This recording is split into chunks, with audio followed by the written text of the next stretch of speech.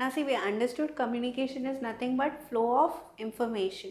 So let us now understand what are the types of communication. See, there are two types of communication. First is the formal communication, second is the informal communication. What is that and how the communication flows, we'll understand in a detail. See, when it comes to formal communication, it would flow through official channels which are designed in the organization chart.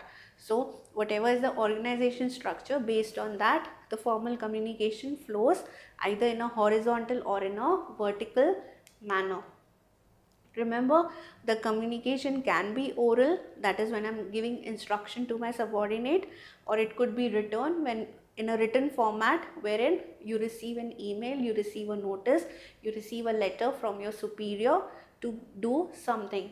Okay, but remember, important communication would always be recorded and filed in the office. Whatever is the important communication which is happening, it will always be printed, that it would be in a written format, it would be filed so that the records are maintained. Now, just as I told you, in terms of formal communication, you can do the communication either in a vertical format or it would be horizontal format. What is that? Let's quickly do the understanding and get the understanding. See, vertical communication is, it will flow vertically. So either it would be upward or it would be downward through formal channels. So whenever the communication is going in this manner or in this manner, it is vertical communication which is happening.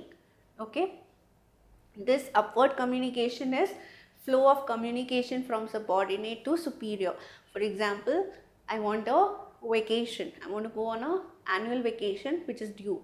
So I have 5 days of leave pending with me, I want to apply for a leave. So I would write to my superior that I want a leave from so and so date till so and so date, because I want to utilize my annual holidays and go on a vacation.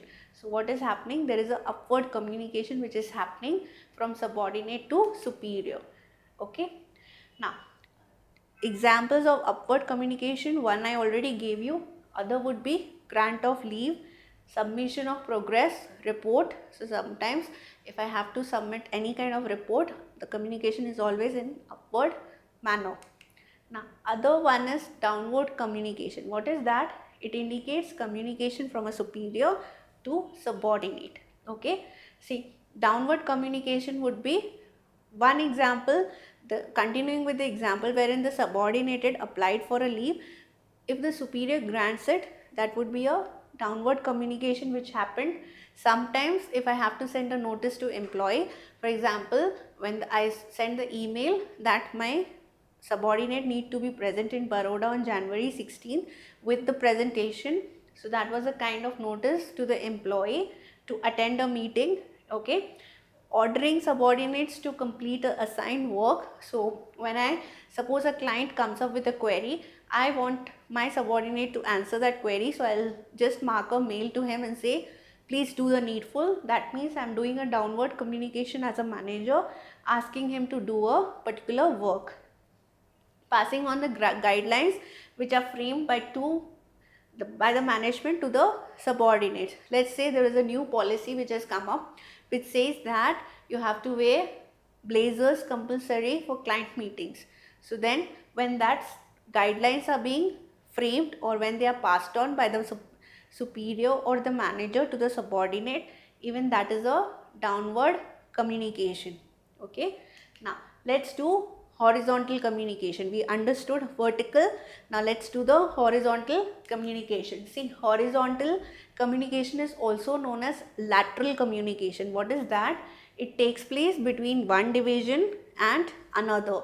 For example, between operations division and finance division, or maybe between cosmetic division and the garment division. So it would always be in a horizontal manner. Now a production manager, for example, may contact the marketing manager to discuss the schedule of product delivery, product design, quality. So this is an example wherein the production manager is communicating with the marketing manager. Similarly, finance manager communicating with the sales team to get the sales done for the year. So or for the month, so that he can prepare his reports and present to the top management. So these are the types of communication.